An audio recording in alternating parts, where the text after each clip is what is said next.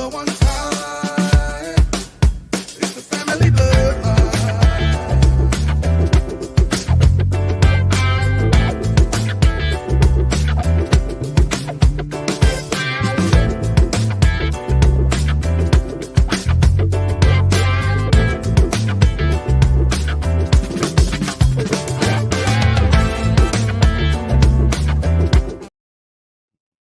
Hey, what's good, good people? Welcome back to another episode of the Family Bloodline Podcast. We back. I hope everyone is doing well out there today. I'm going to be picking up where I left off for Project 2025 in a little bit here. Just getting situated and trying to get things a little squared away. Not that I'm unprepared, because I'm not unprepared. I am very prepared. I am actually waiting for my co-host. So as I do that, just want to talk to the people, see how everybody was doing. Hopefully everybody's doing fine. Everybody's doing fine. Yeah. Getting logged into a few other places as well before we get after it. So just as a quick overview of what we've read so far, we've talked about the different realignments and restructuring that Project 2025 has suggested and recommended for the different branches of government, as well as the military service. We've gone through and we've looked at how Project 2025 has also wanted to restructure and realign different organizations for education, or take away some areas in education. We've gone through and we've begun to talk about how they would restructure, realign the aspect of student loans, student loan repayment, and all that stuff. We talked about that, how they redo voting, how Project 2025 outlines and talks about the transgendered community and where they believe that they should be able to participate or not in the military services, as well as how they react to educational purposes. So, and a bit of a redefinition of somewhat of a redefinition of biological gender, as it were. So we've looked at all of that by and large, and we're going to continue talking about it and going through different sections of Project 2025 shortly. So stay tuned and hang on as I get ready to begin reading again. I'm looking at something right now. It's kind of got me a little thrown off. It's a little bit annoying, but whatever. I'll be able to figure it out shortly.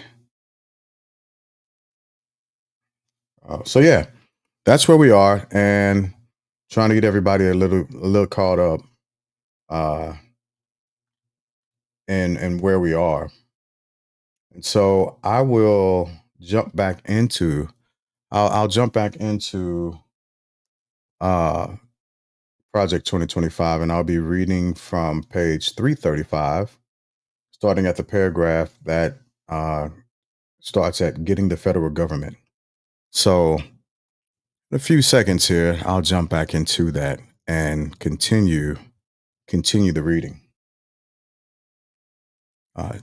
So yeah, that was a quick overview of what's been going on in it. And so yeah, here we go. Let me get the screen back up for everybody, because I don't want anyone to think that I'm going through this document and adding my own spin to it, because I am definitely not doing that. I'm reading Project 2025 verbatim. uh, in its own words, in its own boldness, as it were, in its own context. And I'm not reshaping or reforming any of the information that is being talked about in it. Uh, I'm doing none of those things, none of them. I'm reading it in its verbatim, as it were. And so I'll continue. If you ain't ready, get ready because we are about to go in. Getting the federal government out of the business of dictating school discipline policy is a good start. But if the next conservative Department of Education simply rescinds the bottom error regulation, it could very easily be enforced again on day one through a dear colleague letter by another leftist administration. In addition to rescinding the policy and any related guidance, the next secretary should work with the next attorney general on a regulation that would clarify current regulations to state that Title VI of the Civil Rights Act does not include a disparate impact standard. As law professor Gail Harriet has noted, the alleged existence of a disparate impact standard under Title VI makes everything presumed illegal unless given special dispensation by the federal government. Although it would require political capital from the White House, given that mainstream news outlets are sure to frame it as an attack on civil rights, the next conservative administration should take sweeping action to assure that the purpose of the Civil Rights Act is not inverted through a disparate impact standard to provide a pretext for theoretically endless federal meddling.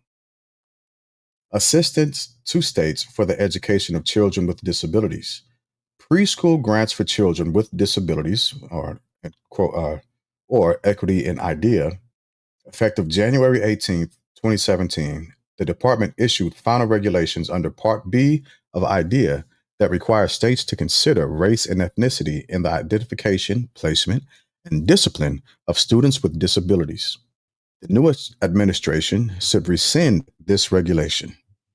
Again, these are the recensions that Project 2025 is bolstering. Students should never be denied access to special education services because of their race or ethnicity, but this is happening in school districts across the country thanks to the Obama administration's Equity in IDEA regulation. This was not the intent of the regulation, but it is an inevitable byproduct of its flawed assumptions. The Obama administration looked at the racial statistics on special education assignment and made two assumptions: that African American students were disproportionately overrepresented, and that this overrepresentation constituted a harm that required federal pressure to ameliorate.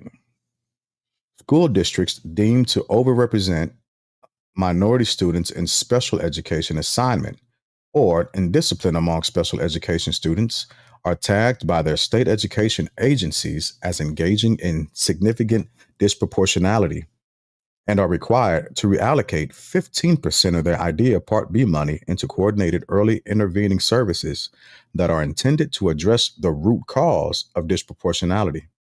In practice, this can mean raiding special education funding to pay for CRT inspired equity consultants and professional development. I don't know how or why they threw that in there.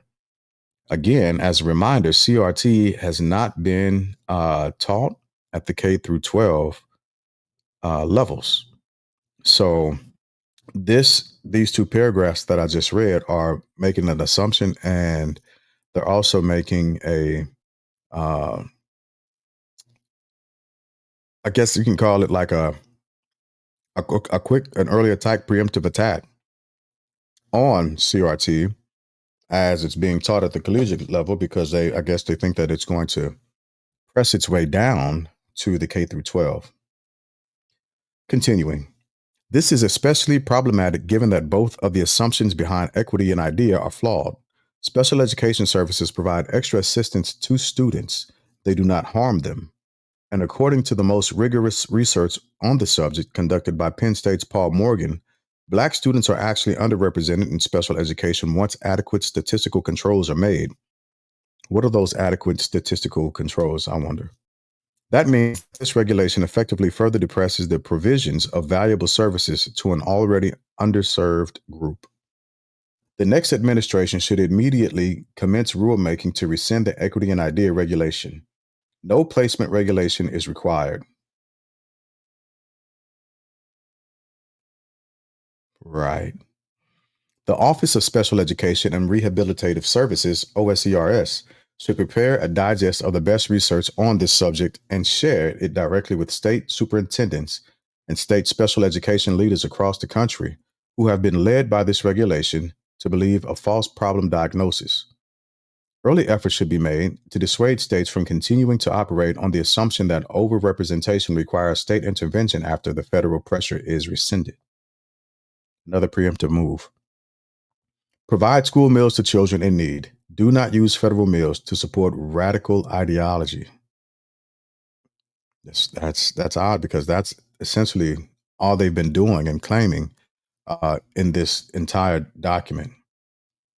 In May 2022, the U.S. Department of Agriculture, USDA, tried to advance a radical political agenda using the federal school meal program. Nearly a century ago, federal lawmakers adopted the National School Lunch Program, NSLP, and School Breakfast Program, SBP, and other services that provide meals for K through 12 students to give children from low-income families access to food while at school. Since the 1940s, federal lawmakers have greatly expanded these meal programs, creating creating an entitlement for nearly all students, regardless of family income levels, and have turned the meal programs into some of the most wasteful federal programs in Washington. Now, the USDA is threatening to withhold federal taxpayer spending for these meals from schools that do not implement Title IX of the Education Amendments of 1972 set that so the term sex is replaced with sexual orientation and gender identity. I I don't know how that I don't know how those two things go together. I don't understand how those two paragraphs go together, but I do know that trying to rescind or take food out of school, out of the school system, I don't believe in that. I believe that, especially this day and age, because of the way our society has begun to shape up and be structured, parents are working longer and harder hours and making less. With that being said, the amount of time being spent at home with the actual quote unquote nuclear family has been directly affected by this. And so parents aren't having the time to actually feed their children properly, spend the proper amount of time with them, or simply be involved or engaged with their children. The dominant thing is for parents to be at work and send your kids to school. And so if parents aren't able to actually create this environment for their children, schools have had to pick up slack in the interim.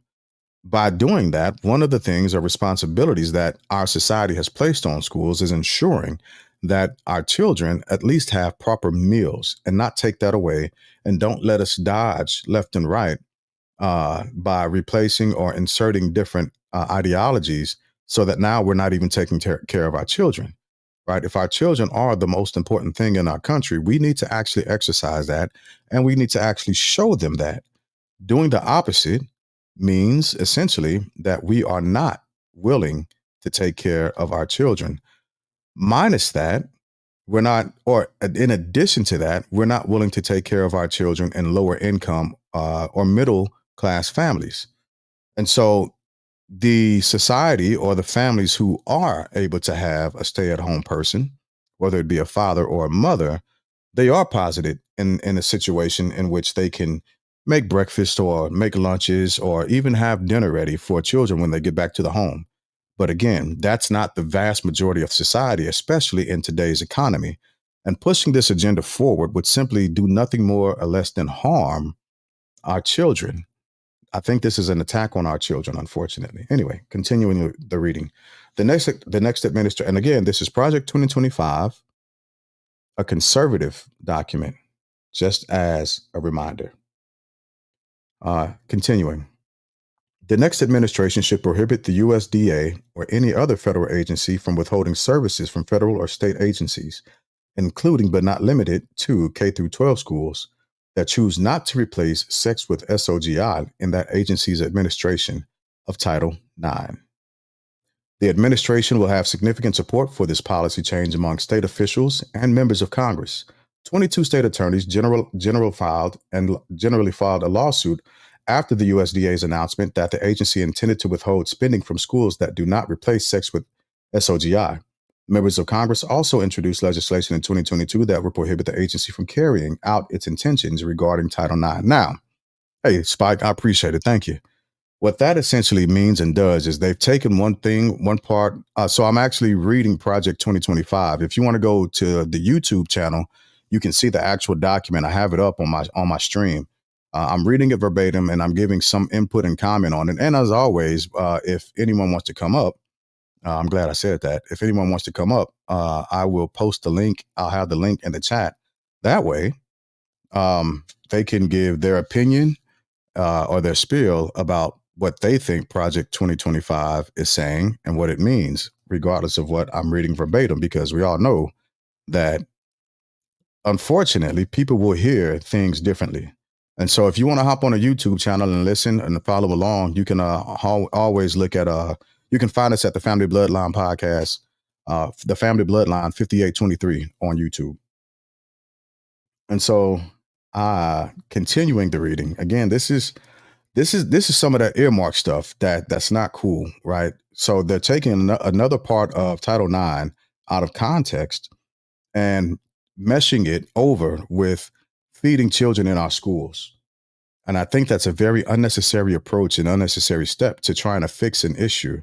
But what it does do, however, is it pushes a conservative agenda a bit further, right? Again, these are not my words. These are not my views. This is Project 2025, as stated before, which is a conservative document. It's their strategy for what should happen when the next conservative president takes office. Phase out existing income-driven repayment plans. That's the next bold topic. While income-driven repayment (IDR) of student loans is a superior approach relative to fixed payment plans, the number of IDR plans has proliferated beyond reason, and recent IDR plans are so generous that they require no or only token repayment from many students. The Secretary should phase out all existing IDR plans by making new loans, including consolidation loans, ineligible, and should implement a new IDR plan. The new plan should have an income exemption equal to the poverty line and require payments of 10% of income above the exemption. If new legislation is possible, there should be no loan forgiveness, but if not, existing law would require forgiving any remaining balance after 25 years. So, very similar to college loans in today's society, which are at a ridiculous rate. And we talked about this on one of the previous readings. Now they're passing that movement on, or they want to pass those generous movements on to middle and low income earning families. When again, although nuclear families as a whole have begun to work more hours and earn less, because the pay has not increased. Inflation has gone up, but pay has not increased. And the only way that people who are honorary or may have bonuses, give me 1 second.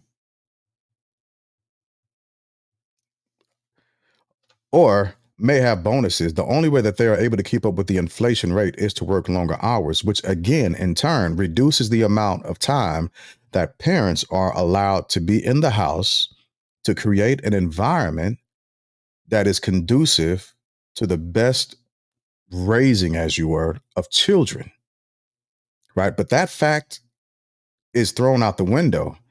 And instead of understanding people where they are and wanting to help and save America, would rather take the actual program that they're using, right, and make it a loan. We want to make it a loan, not just a loan, but again, like college debt, make it unforgivable to families or to Americans who are already struggling. And this has like a 3 to 4, just off the top of my head, this has like a 3 or 4 tiered result. One of the results that creates is a deeper disparity or increase between the wealth gap. That's one of the things that's going to happen. While you are incurring a 10%, which is what I just read, 10% of the income, right? You're incurring these interest rates over a 25-year span if you make a certain amount of money, which I think last time we checked, the average income was about 46 grand to hit the poverty line. 46 grand and 46,000 as you, right? And below that hits the poverty line, right? So you're going to take these families and extend. If you make $46,100, now you are locked into a loan that's not going to be forgivable just because you wanted to send your child to school and eat. That's what this is going on about. That's one of the effect. Well, that's the second effect. And again, another third effect is how parents will be able to actually interact with their children in the home because of the longer hours and less wage. And then four, the control that the states will have, because again, there's a continuous insidious movement of giving states all the rights and the powers. When you look at the states and you understand the educational system within a lot of different states, take Mississippi, take Kentucky, take Tennessee, uh, take Texas, take Arizona, take a lot of unfortunately, the truth is, a lot of the red states' education systems, and you look at what this would do to them, and you understand the unfortunate unbalance of the, call it what you want, be it race baiters or the actual racism in America. There are going to be certain populations that are able to have access to funding and monies that others will be actually directly driven away from. And if that's not concerning to you as an American, I hope that you go back and you rethink what it is to be an American. Moving forward, President Biden has proposed a new income driven repayment program that would be extremely generous to borrowers, requiring only nominal payments from most students. It would turn every policy lever to the most generous setting on record, ergo lowering the percentage of income owed from 10% to 25% under existing plans to 5%. I like that. Lowering the number of years of payment required from 20 or 25 years to 10 years. I like that too. An increasing income exemption from 150% to 225% of the poverty line. Listen, this, I don't understand the whole hang up, and this is a little bit off script. I'll tell you what, I'm gonna come back to that. Let me read this first. The median borrower who earns an associate's degree would owe only $15 a month, regardless of how much he or she had borrowed. The median bachelor's degree borrower would owe only $68 a month. This plan essentially converts these students' loans into delayed grant programs, and good. And good. I have been looking for someone to debate this actual topic about, like, literally debate this. If you can't be okay with American citizens getting student loans repaid by the federal government, I prick my thumb at you, right? And the reason why is you have a system of predatory lenders that are targeting a specific age group of people who they know and understand do not have the understanding, the wherewithal to know exactly what these loans, these student loans, are going to get them into and the length of time it's going to actually take, right? And so for what that's, I think they're predatory in that sense. That's the first thing. The second thing is the the amount of uh, profit that's been made off of student loans. And take this as a point, and please go look this up. It's not just Republicans who are heavily invested in these loans, the businesses that get the loans back or any of that nature, but it's also Democrats, right? I keep telling this to people, like, there is not one single party that has a monopoly over evil, over racism, or over pandering, regardless of the category of pandering, because they both do it. And what I continue to stand on, and I will not get off my square for this, is we have to stop giving our loyalties over to these parties. We need to make these politicians work for us. But right now, we are working for the politicians. Former President Trump and current VP Harris, they've not had to do as much work as a lot of people who are in the field actually doing for them. It's happening, right? They're going out and they're getting these big ticket names, but they're not going down the street like politicians used to and knocking on doors and having that discussion, that hard discussion, where they're looking at the person face to face. Something that's not scripted, mind you. I'm not talking about Joe the Plumber shit, but they're looking at the person face to face, just walking around, knocking on random doors, and saying, "How can I help your area, your neighborhood be better? What can I do to get your vote? What do you need to see happen?" Right. First of all, I know they're not going to do that because we're talking about politics at the federal level. It's not the local level, right? But if we're going to actually hold their feet to the fire, stop giving your loyalties over to these political parties. They have not earned them. And at the rate we're going, they won't have to earn them. We're giving our votes away to somebody because they make us feel good, either to the this is to the actual credit of the DNC, or to Trump's former President Trump's actual quote unquote credit, if you want to call it, right? Because there is a stark contrast between the two actual rallies, as it were. You look at the Republicans and Trump's rallies as they go out, and it's full of hatred. It's mean spirited. There's no policy being spoken about or talked about. There's nothing but insults that are being hurled, and it's confusing at best. Conversely, and I support her wholeheartedly as a service member. I don't have to agree with all of her goings ons, but you look at what just happened at the DNC and the huge pompous fanfare that gets you motivated, that gets you happy, and it inspires hope. But how much policy was talked about? Um, how much of the actual topics that we are dealing with on a daily basis were directly spoken to versus us being caught up in the DJ, killing it with the grooves as he went through and talked to a different state, right? So anyway, let me get back to this crazy ass document. Other structural reforms that the Department of Education requires.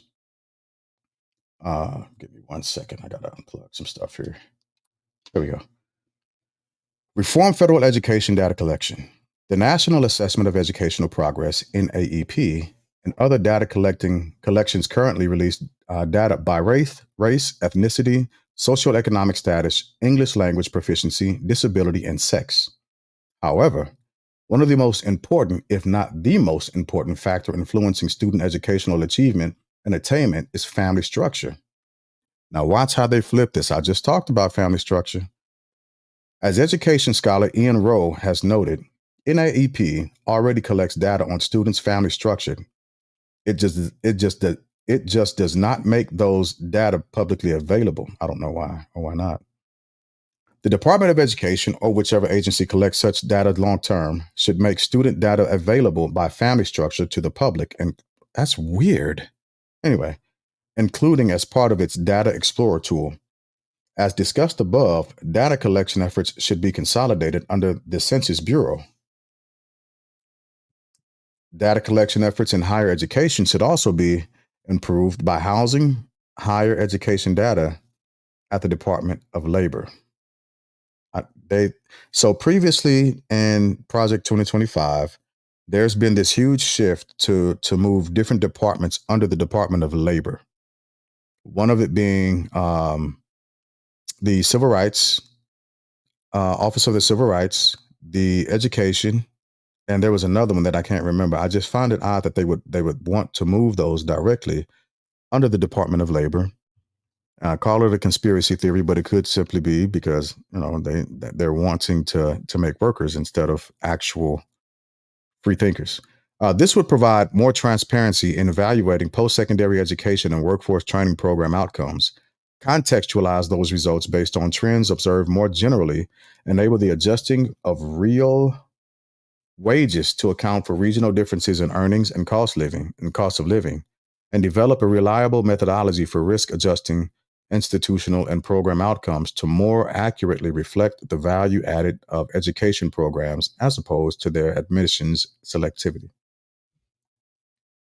But they've already done with affirmative action, so they kind of executed that part. Currently, the Department of Education relies on graduation rates and average earnings as proxies for educational quality. Both of those outcomes, however, are highly dependent upon a student's socioeconomic background, sex, family status, and other factors. Colleges and universities with selective admissions policies post the strongest outcomes, primarily because they admit mostly low risk traditional students. Open enrollment institutions post the weakest outcomes, largely because life is challenging and complicated for low income and non traditional students who may be forced to drop out when a work schedule changes, a child needs more attention, or an unexpected repair of medical bill makes continuing impossible, which means they do actually know what the average person is going through. They just don't care. Such confounding factors make it difficult to isolate the impact of educational quality versus socioeconomic factors on student outcomes. The Department of Health and Human Services face similar challenges in trying to evaluate healthcare outcomes, and since social detriments of health results in worse health outcomes among those who are social economically disadvantaged, have low educational attainment levels, have struggled with addiction, or have poor diet and exercise habits. Without risk adjustments of outcomes, hospitals treating wealthy patients will always appear to be delivering good care, and hospitals treating low-income patients will appear to be delivering poor care. I don't know if I agree with that. Higher education outcomes data should be similarly risk adjusted to more carefully isolate the impact of educational quality versus socioeconomic status and other factors on college outcomes. So, please read between the lines on this stuff, folks. Please read between the lines. It's a pretty nefarious thing that they've got going on here, and I don't know about it. Reform the negotiated rulemaking process at ED. The U.S. Department of Education is required by statute to engage in negotiated rulemaking prior to promulgating new regulations under Subchapter 1 of the Elementary and Secondary Education Act, as well as Subchapters 2, Teacher Quality Enhancements, and 4 of the Higher Education Act of 1964, Student Assistance. The purpose of negotiated rulemaking is to engage a committee of stakeholders early in the drafting of proposed regulations to ensure that the regulation can be implemented as written, to understand any potential unintended consequences, and to seek suggestions from stakeholders on alternative solutions. The goal is for negotiators to reach a consensus, thus smoothing the way to promulgate a new rule. Scroll down on my page. Although it is helpful for the department to receive stakeholder input, the negotiated rulemaking process has become an expensive and time-consuming undertaking. Consensus is only rarely reached, enabling the department to pursue its own path. The department's master calendar, which requires final rules to be published by October 1st, if they are to be implemented by July 1st of the subsequent year, compounds the problem, making it unduly challenging to update regulations as needed to keep pace with changes in education, finance, accounting, pedagogy, and student assessment. In recent decades, negotiated rulemaking has become a veritable three-ring circus, replete with negotiators who use their Twitter accounts and other social media feeds during negotiations to denigrate the process of their peer negotiators in real time. A few members of Congress use the public comment process to deliver political speeches, apparently to raise their own profiles, but without adding new information to the process. Some advocacy groups have latched onto the process for fundraising purposes, sometimes misrepresenting negotiation language to agitate followers and supporters and encourage them to make financial contributions. At times, the department itself has appeared to sabotage consensus, which enables them to write the regulation as they wish and without regard to the concerns raised by negotiators. The Department of Education should work with Congress to amend the HEA to eliminate the negotiated rulemaking requirement. At a minimum, Congress should allow the department to use public hearings rather than negotiated rulemaking sessions. Reform of the Office of Federal Student Aid. This one's going to be interesting, I think. Student aid. This proposal urges new administration to end the abuse of FSA's loan forgiveness programs to manage the federal student loan portfolio in a professional way and to work with Congress for a long-term overhaul of the program for the benefit of student taxpayers. Oh, give me 1 second. Let's see what happened here. Oh, take that guy out. There we go. Sorry about that, good people. Had a slight delay real quick. This isn't reading. Do you understand what's going on here? I never do that, but I got my magic keyboard for a reason. For a reason. Okay, well, I'll do it the way it's telling me to. Trying to square my iPad away here. For some reason, it's not charging on my magic keyboard, which is odd. Never had that problem before. Anyway, very good. Something that I can fix, I'm sure. Ah, the new administration must end the prior administration's abuse of the agency's payment pause and HEA loan forgiveness programs, including borrower defense to repayment, closed school discharge, and public service loan forgiveness. The new administration should also take immediate steps to commence the rulemaking process to rescind or substantially modify the prior administration's HEA regulations. The federal government does not have the proper incentives to make sound lending decisions, so the new administration should consider returning to a system in which private lenders, backed by government guarantees, would compete to offer student loans, including subsidized and unsubsidized loans.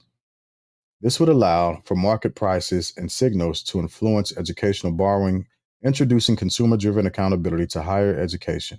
Pell Grants should retain their current voucher like structure.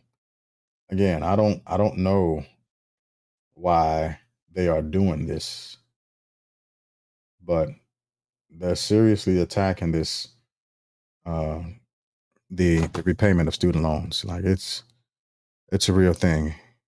It's a real one. I don't understand it. If Congress is unwilling to reform federal student aid, then the next administration should consider the following reforms: switch to fair value accounting from FCRA accounting. Give you a quick hi there, Mr. Burt. And consolidate all federal loan programs into one new program that utilizes income driven repayment, includes no interest rate subsidies or loan forgiveness. Wow. Includes annual and aggregate limits on borrowing and requires skin in the game from colleges to help hold them accountable for loan repayment. Man, these jokes, when I tell you somebody want their money, baby. They are not playing in these loan streets, boy. They need it. They need it. Anyway, the Biden administration has mercilessly pillaged the student loan portfolio for crass political purposes without regard to the needs of current taxpayers or future students. This must never happen again. As detailed in Section 3, the next administration should work with Congress to spin off federal student aid into a new government corporation with professional governance and management, new policy priorities for 2025 and beyond. New legislation should be prioritized for nearly 250 years. Congress has incorporated public and private institutions, including banks, the District of Columbia city government, and other organizations that federal officials deem to be conducting operations in the public interest. Such charters offer a certain status to organizations, often viewed as a seal of approval, according to one Congressional Research Service report, which can help these organizations in their fundraising and other advocacy efforts. When the nation's largest teacher association, The National Education Association cites its federal charter. It lends the NEA a level of significance and suggests an effectiveness that is not supported by evidence. In fact, the NEA and the nation's other large teacher union, the American Federation of Teachers, I'll scroll down, they use legislation and other efforts to block school choice and advocate for additional taxpayer spending in education. They also lobbied to keep schools closed during the pandemic. All of these positions run contrary to robust research evidence showing positive outcomes for students from education choice policies. There is non-conclusive evidence that more taxpayer spending on schools improves student outcomes. And evidence finds that keeping schools closed to in-person learning resulted in negative emotional and academic outcomes for students. Don't think that's totally true. Furthermore, the union promotes radical racial and gender ideologies in schools that parents oppose, according to nationally representative surveys. I don't know why I couldn't say that. The union promotes radical racial and gender ideologies. Congress should rescind the National Education Association Congressional Charter and remove the false impression that federal taxpayers support the political activities of this special interest group. They are seriously keyed up on like there's a couple few things that are weird, uh like they're going in on, and a lot of it has to do with um LGBTQI. They are like literally trying to cut them off at every single corner that they can. It's an odd interaction. They are really concerned about these folks for some reason, and I don't think they need to be outside of pushing their personal religious views, because that's a part of it. That's a thing, unfortunately. One second.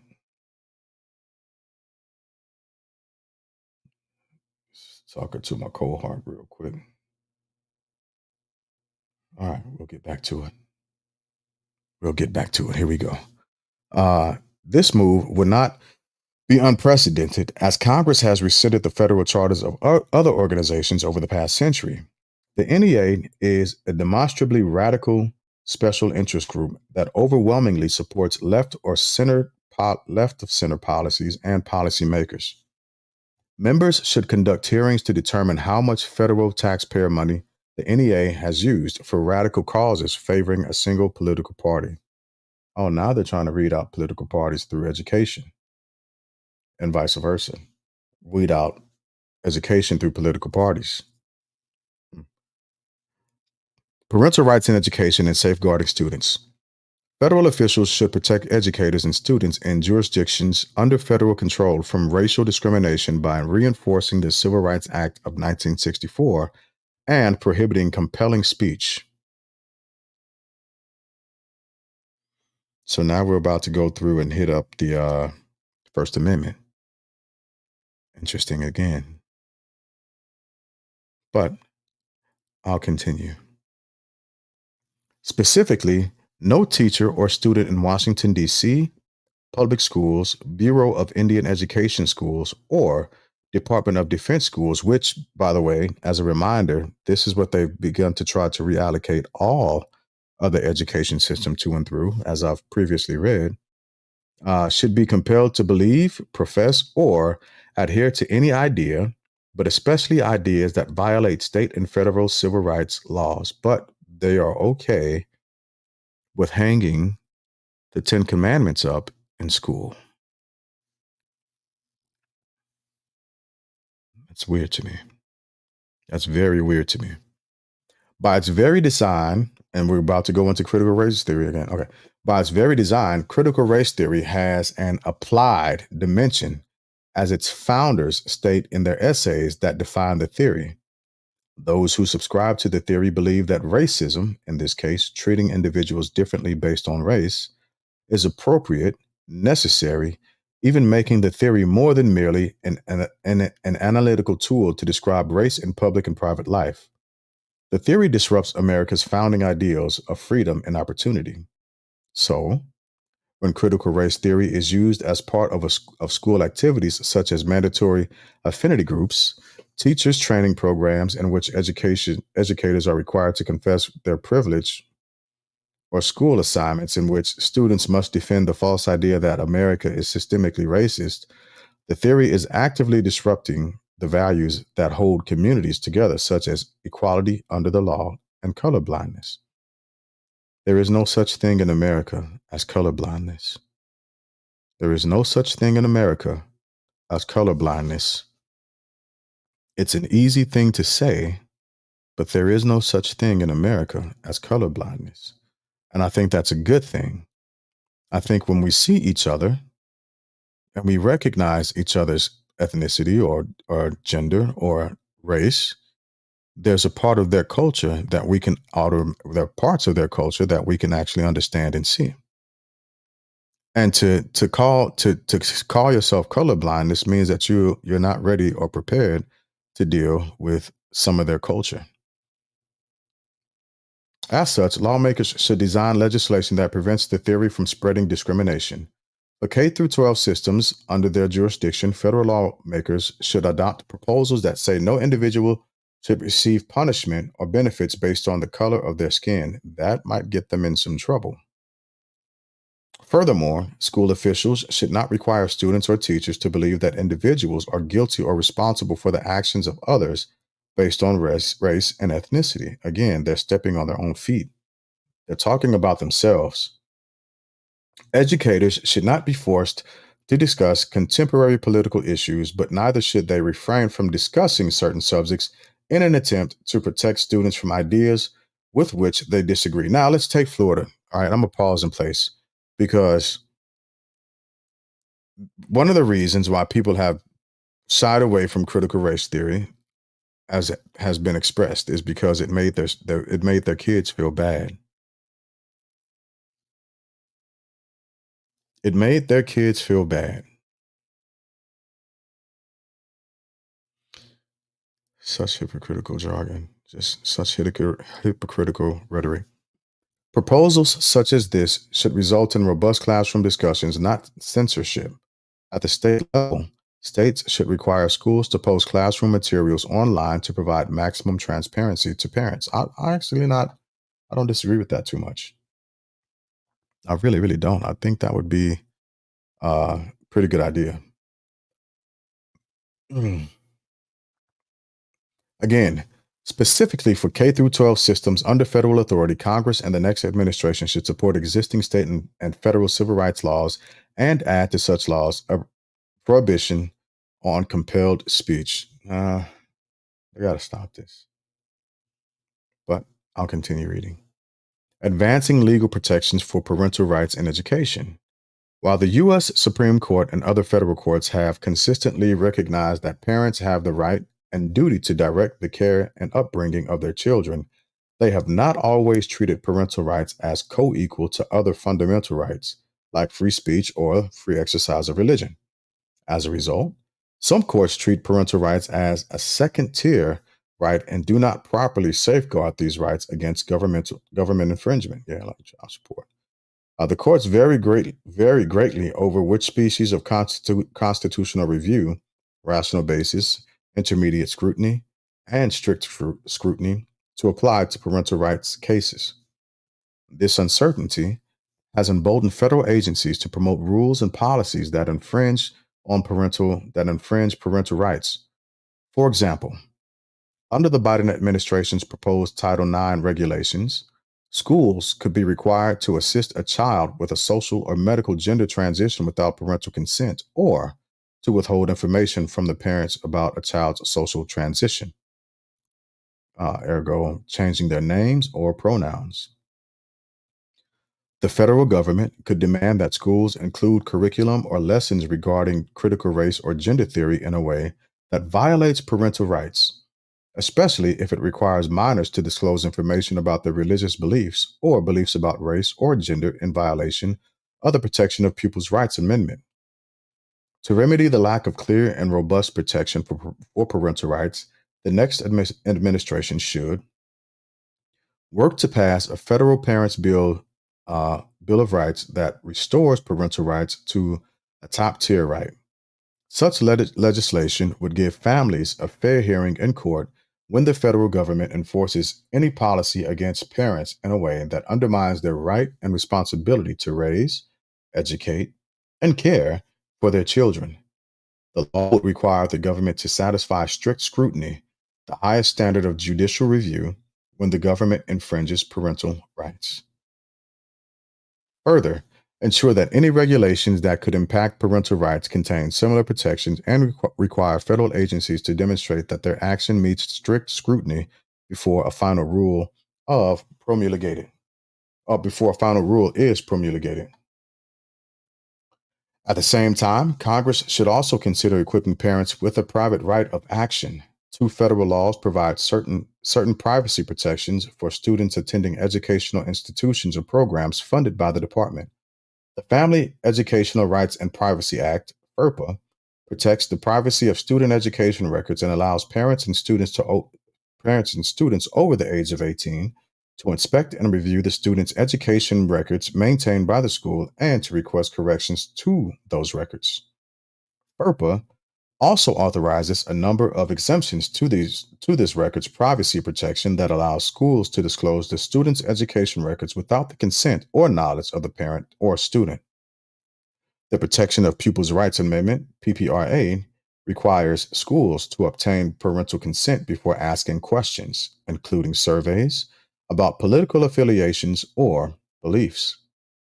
Mental or psychological issues, sexual behaviors or attitudes, critical appraisals of family members, illegal or self incriminating behavior, religious practices or beliefs, privileged relationships, as with doctors and clergy, and family income, unless for program eligibility. The difficulty for parents is that FERPA and PPRA do not authorize a private right of action. If a school refuses to comply with either statute, the only remedy is for the parent or student, if over the age of 18, to file an administrative complaint with the U.S. Department of Education, which must then work with the school to obtain compliance before taking any action to suspend or terminate federal financial assistance. Oops, I've overread. I only meant to read to page 340. I'm on page 345. So I'll finish this and then I'll pick it back up later, team. Investigations can take months, if not years.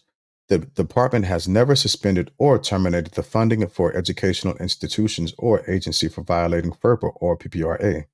In essence, Congress has granted parents and students important statutory rights without an effective remedy to assert those rights. I didn't know that I was reading.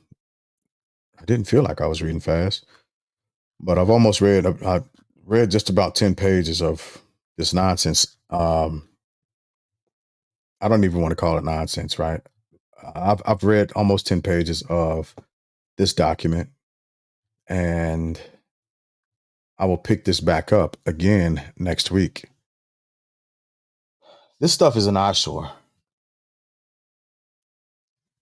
It's an absolute eyesore. And if this type of if this type of strategy is pushed forward into an American standard, we are going to be in trouble, family. We're going to be in pretty big trouble because this is not a good look for the thing that the unions created, which is the middle class or even the lower class. This hinders and hurts us greatly. And it drives our society down and it drives our society backwards.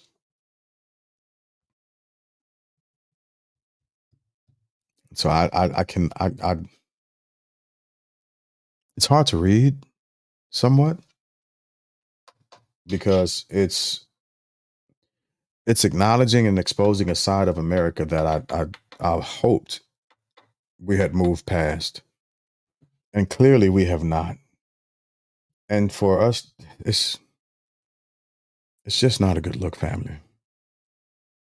And so I hope we can do better. I hope we can begin to pick better leaders because this is essentially my hat was getting annoying. But this is essentially what our leadership is. Some of our leadership is trying to shape America out to be, and it's really not a good look. It's not a fair level playing system for Americans at large. And it's this document, the way it's beginning to read, is being set up to benefit a certain group of people and benefit them only, while subjecting the rest of us into I don't want to call it peasantry, but I will call it serfdom, right? Because we will be. This is a movement to put us back into into a formal training period of simply being a worker or being a serf and accepting everything that the ruling class wants. And it will be able to continue to divide America. This does not make for a stronger America. This does not make for a better economic economically stable America by any stretch. And so just being a bit discouraged by reading this, and the reason why I'm discouraged from reading this is because is the simple fact that we have people in elevated positions that seriously think this and consider this on a continuous basis. It's not considering Americans. It's not considering all people and citizens in America to be Americans. It's not considering the rights granted by the Constitution whatsoever. It's looking to rescind and restrict those rights directly. The danger in this document, the dangers embedded inside of this document, hopefully these ideas fall by the wayside and they never see the light of day. Hopefully this strategy never gets uh, room to breathe and grow and then give rebirth. Again, I've listened to Alexander Stevens' cornerstone speech, the things that were trying to be enacted and continued in 1861 that are giving rise and thought and levy to these types of documents and this type of thinking.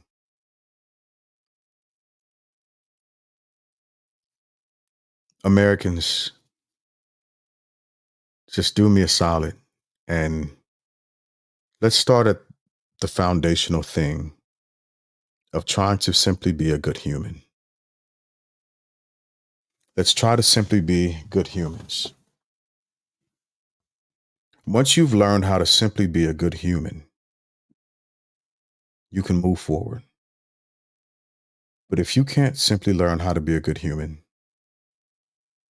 you're going to be stuck writing this type of information. The issue is that there are people who are sitting in elevated places that have co-authored this document. Staggering.